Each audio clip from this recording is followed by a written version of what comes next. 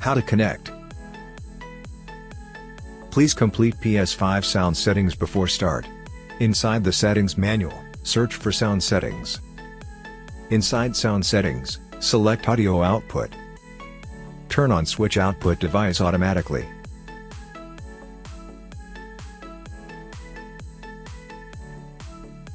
Attach the Bluetooth audio adapter to PS5 controller. After connection completed, output device will be updated to controller headset.